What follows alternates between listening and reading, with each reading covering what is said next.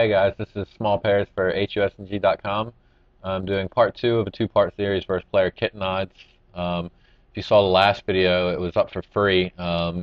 Basically, what we learned about Kitten Odds is so far he seems to be the type of player that likes to base the size of his bet sizing off the strength of his hand, which is a pretty big leak. And going in, we're going to use those reads, and also we have reads that he's capable of trapping, like limping. He limped queens once at 75 big blinds and again at 20 big blinds. So we're going to watch for him trapping and giving away the strength of his hand based on his sizings. This first hand came in a little late, but this is the first hand of the match. A 3x pre he called, and he called a half pot c-bet. When we get to the turn, I think it's a lot of 7x and 8x and some straight draws and flush draws. We have the blocker to the diamond flush draw, so it should be less than normal on the flush draws. When the turn comes, we could barrel. We're still ahead of some of the draws that are going to be calling. However, I decided to check and try and just get the showdown with my ace high, and ended up timing out and checking back the turn, which I was going to do anyway, I think, and he leads full pot on the river. From what we've seen so far, he's definitely capable of doing this with his 7x and 8x hands, and then he could probably do it with his missed draws as well. So it's a decent spot to bluff catch with our ace high. However, I've seen him turn showdown value into a bluff with these big sizings before, that I think that this is not the best type of player to bluff catch in this spot against. So I ended up deciding to go ahead and fold, which I think is hopefully the better decision than calling, but I think the two are pretty close in EV.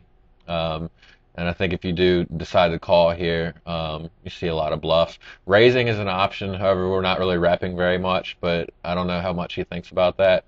I didn't think about raising in game. It's a decent option. King 7 of hearts, we're going to 3x the big blind, go ahead and build the pot with our king high flush draw. He ends up folding. So far, he's playing a little over 50% of hands out of position, so I'm going to be opening around 80, 90%. I'm probably not going to go over 90% unless I see him folding more than 50% of the time out of position. Queen 9 off on this flop. I think check calling is our worst option. I think check raising is a decent option. There's a lot of good turns and rivers that we can barrel on. He should fold a lot of the time. And I think check folding is an okay option as well, and just giving up. It's pretty early on in the match, and I find that players call down bluffs more often earlier in the match. I don't know if that's true for the population in general. I'd actually like to hear some of you guys' thoughts on that. But I think for sure, like within the first and the second hand, people have less of a fold button than they normally do.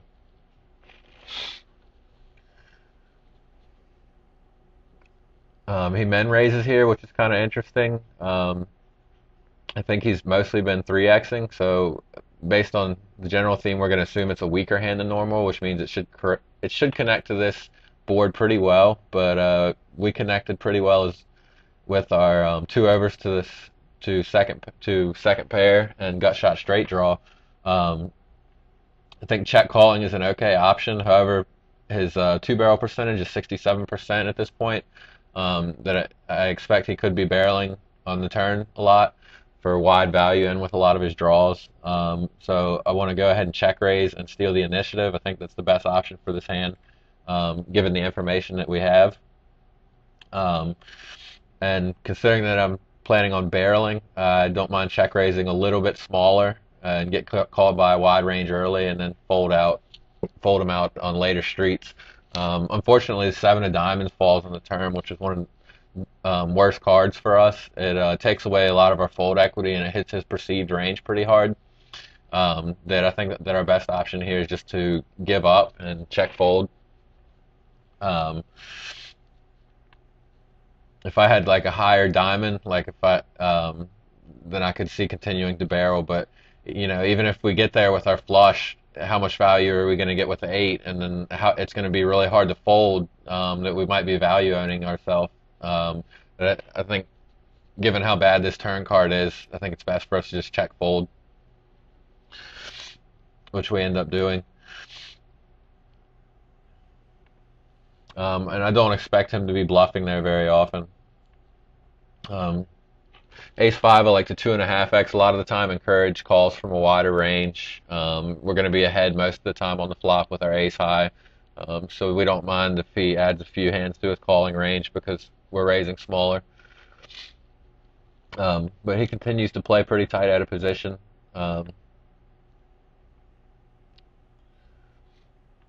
Pocket sixes, go ahead and 2.5x.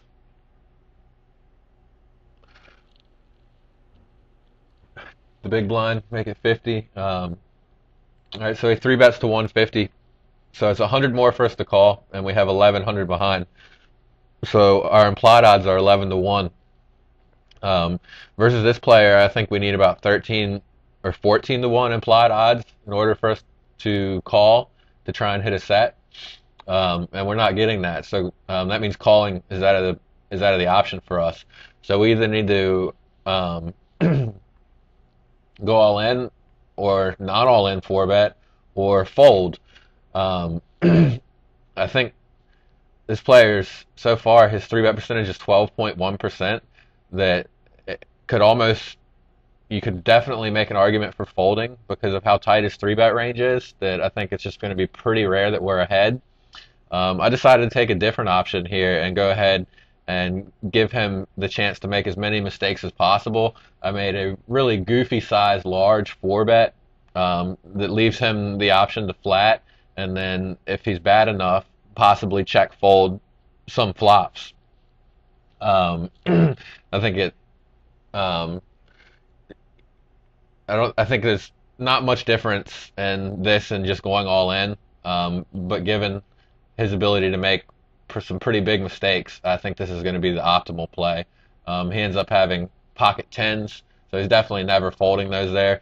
It will be interesting to see if he would have check folded if the flop was like ace, queen, king. He might possibly just get frustrated and check fold, which would be a really big mistake on his part and justification for our play. So he takes that in that match, and we get a rematch from him.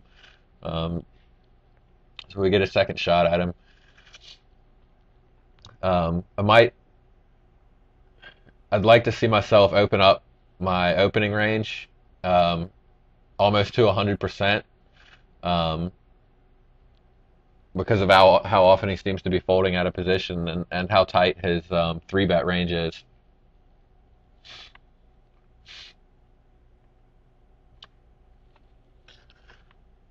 So he clicks it back on us here, which I've never really seen from him before, and I don't view it as very strong. I actually think I'm still probably ahead of most of his range with ace-9 off here, and I think he's just kind of trying to steal the initiative. So when people try and do that, and I think they do it a lot early on, I just take the initiative right back from him and click it back. It's only 40 more chips, and the one nice thing it does is that you know that he's probably going to 5-bet with like aces, kings, queens, jacks, tens, ace, king, ace, queen. All those hands are probably going to 5-bet. So when he flats, he's actually kind of capping his range a little bit. So I'm putting him on like ace, jack, queen, jack, king, queen, king 10, king 9, queen 9, a lot of hands like that. And versus that range, we're doing pretty well. That I think we can definitely make this call. And it's important to note his bet sizing as well. He's not betting full pot, which takes a lot of 10x out of his range because he bets based on the strength of his hand. So he's really weighting himself towards 9x and draws here, which just makes it easier for me to call down. On the river, he checks. I think it's really thin to try and get value. We're basically just trying to get value from like king 9 or queen 9, and I think that's just too small of part of his range to advocate for a value bet there. And I think checking back is fine. 8-9, we'll go ahead and 2.5x. Don't mind playing versus a wide range. He continues to play pretty tight out of the big blind. Ace King, I would have 3-bet there. Would have gone a bigger size, probably to 140, as it doesn't really play that well post flop. Jack 3 off. I would have liked to see myself raise the Jack 3, but I don't mind folding. It's pretty plays pretty poorly post flop.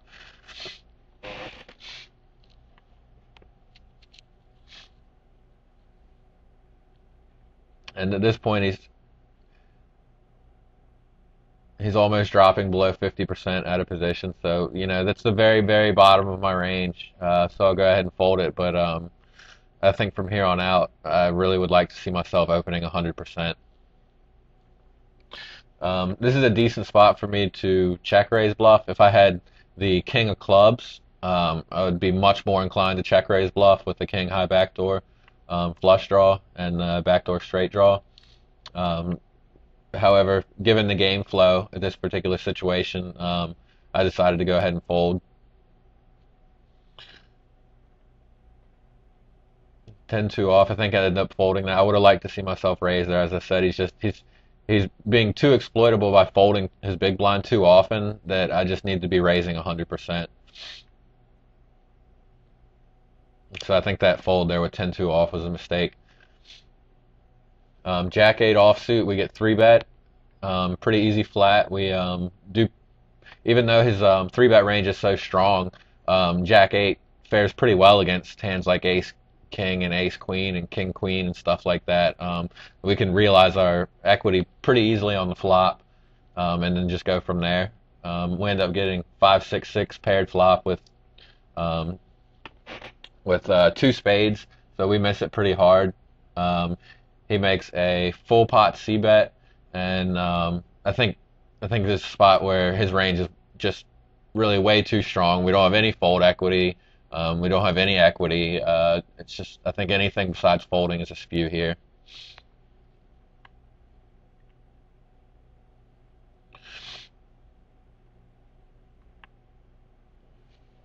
Two five offsuit, bottom of my range. I'll be folding. I would fold if he men raised as well. 3-6 off. I'd like to see myself 3x here. Encourage as many folds as possible. The hand doesn't play that great.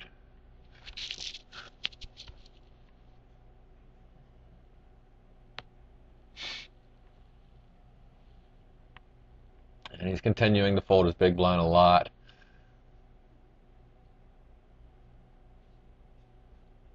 All right, so he limps. The one time we saw him limp, which was 2 matches ago, well, we saw him limp queens twice.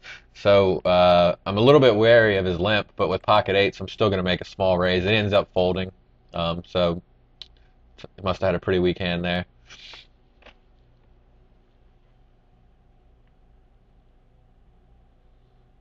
Ace 10 suited, I go back and forth between flatting and 3-betting. I think I usually 3-bet it and usually flat Ace 10 offsuit. I think it's good for a 3-bet. There's enough worse hands that are calling, and it plays well enough post flop.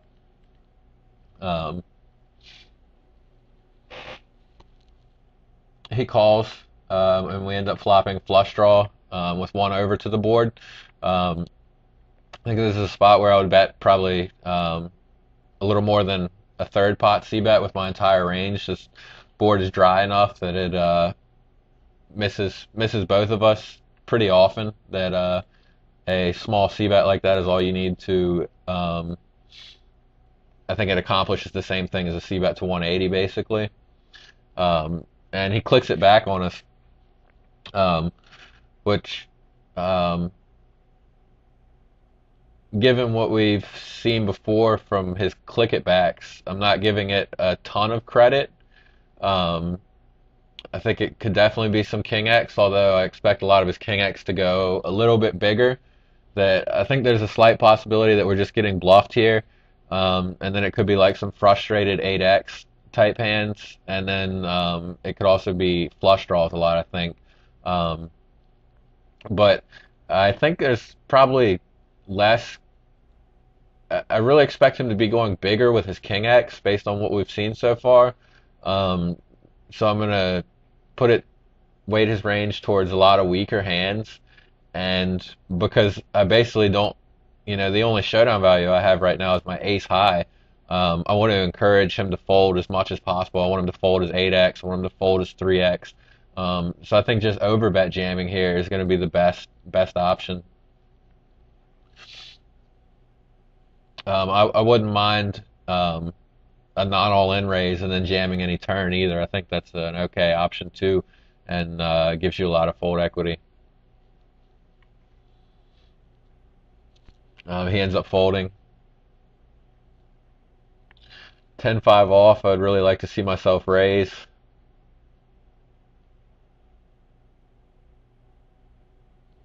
I'm really frustrated that I haven't started opening 100% versus this guy as few hands as he's playing out of position. It's really missing out on some AV by stealing his big blind because he's not fighting for it at all. We flop middle pair, um, standard half pot C bet. We want to get calls from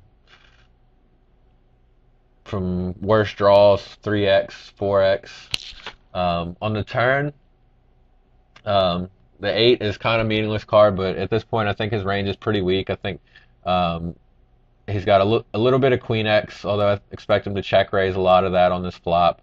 Um, and then he's got a lot of 3x and 4x, and then 5, 6, a hand like Ace 2, Ace 5. And we're actually ahead of a lot of those hands, and they make up a pretty decent portion of his range. So I think a barrel here for value is going to be the best. He ends up folding.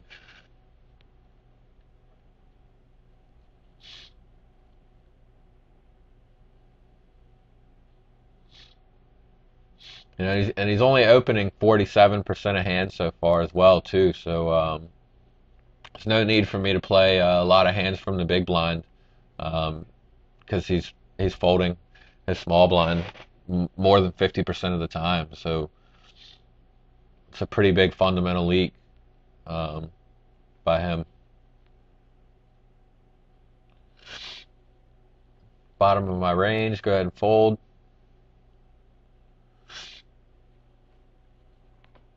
We'll raise the ace jack to 70, and we get a call. Um, Somewhat connected flop.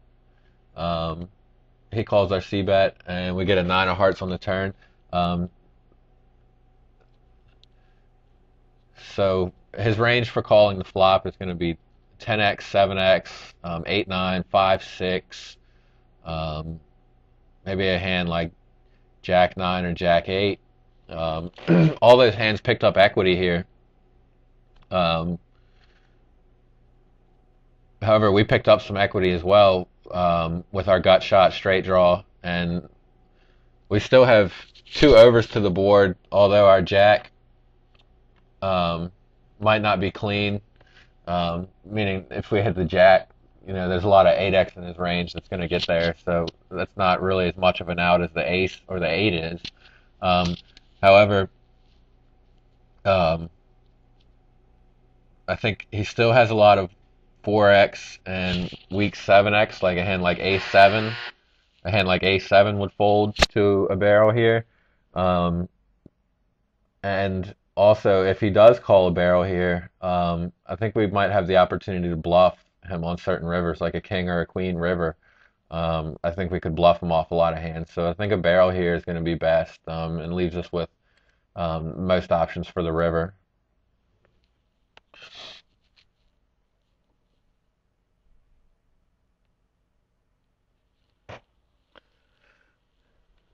We barrel right around half pot, and he does end up folding.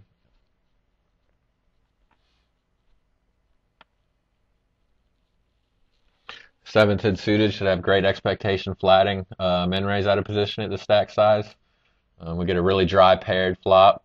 He c-bets full pot. I think it's best spot to just give up with our 10 high. Bluffing is a little too transparent on a flop like that, especially with 10 high.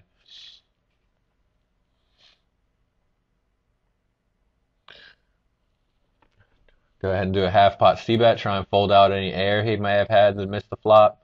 He ends up calling, and we bank a king, and then he donks out, which is really interesting. I have not seen this type of play from him yet. So I'm kind of at a loss for what his range is. Um, Although I do expect it to be a lot of ace X. I think a lot of people play ace X this way, like ace X without a heart. Like because they're afraid of the fourth heart coming in and making the easy flush. So they're basically like trying to protect their hand. They don't want me to check back. Um, because I really don't think he would play 5x or 8x this way.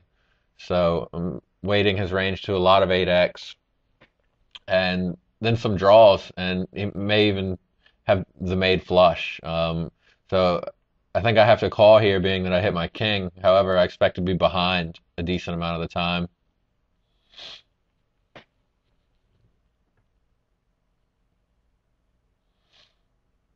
And river brings in the flush, and he checks.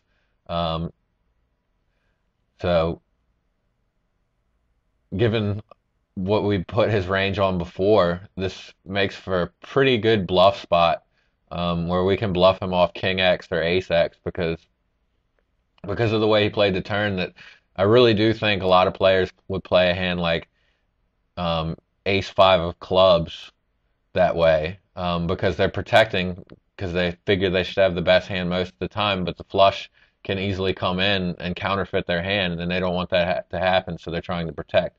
So basically, by him playing that way and giving me information about his hand, and then checking this river, he's saying that he doesn't have he doesn't have very many hearts in his range. So I think this is a decent spot for me to bluff.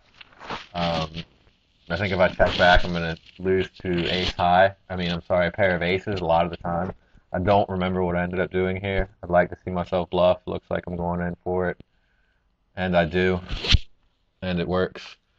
So I like that play. I think there's an example, yet another example of him turning his hand face up and being exploited because of it. That's why you have to put, that's why it's important for you to think about, your bet sizings. You know, do you bet the same size with your bluffs that you do for value in certain spots? Because if you don't, then you're being exploitable, and there's nothing wrong with being exploitable. You have to be exploitable in order to exploit somebody, but you just need to be aware that that's what you're doing and that it is exploitable, and you need to be aware of the skill level of the player that you're playing. Is he capable of picking up on the fact that I'm changing my sizings, and is he capable of using it against me? Um, because if you're unaware of that stuff, you're just burning money and not even realizing it.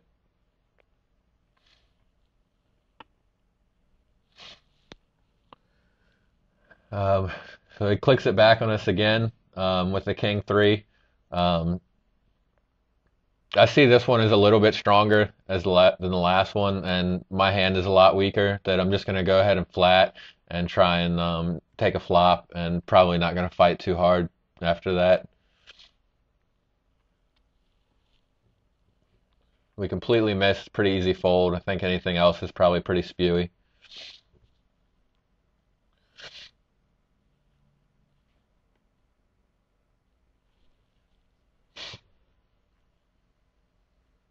It's interesting that he seems to be. It's probably just variance that he's calling a little bit more out of position now than he was.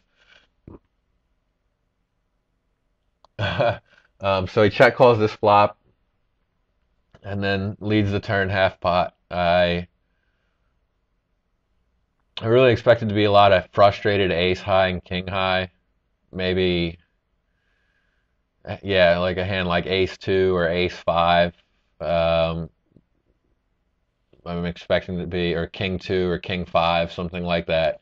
And versus that range with jack high and behind. And although this is one of those boards where it seems like neither one of us should have a hand, so I should win it because I'm in position. Um, I think that the risk reward isn't really there with Jack High, and I think the best play is just to fold.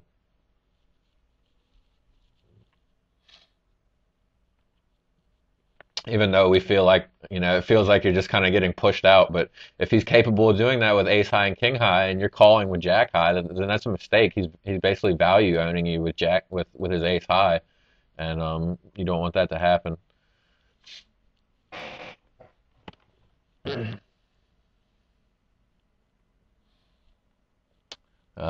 So he c bets half pot, and we just go ahead and check call. I think check raising is a little bit thin, but not too bad because King X is always going to be calling you, and you're going to get it in versus some worse Ace X. So I wouldn't have minded to see a check raise there because stacks are getting a little shorter now.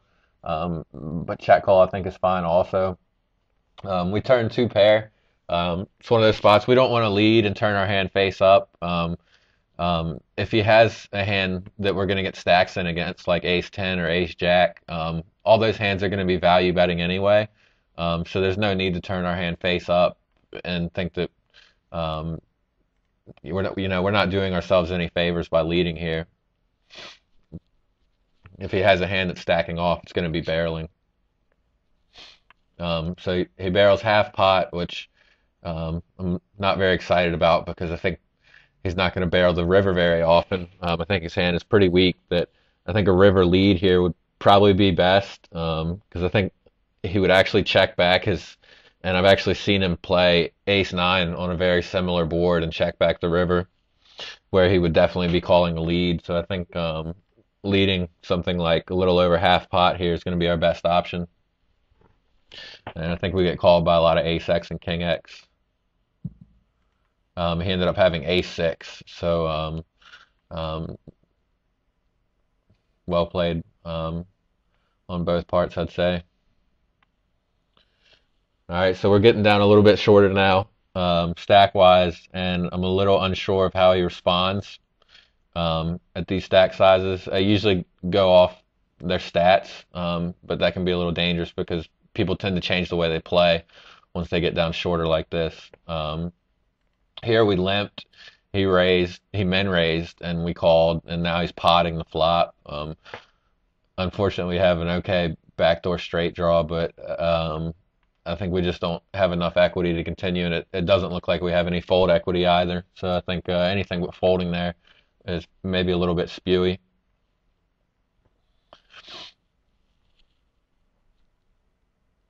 I still would like to see myself continuing to raise and not limping very much, putting the pressure on him and giving the taking advantage of all that fold equity that we seem to have when he's in the big blind.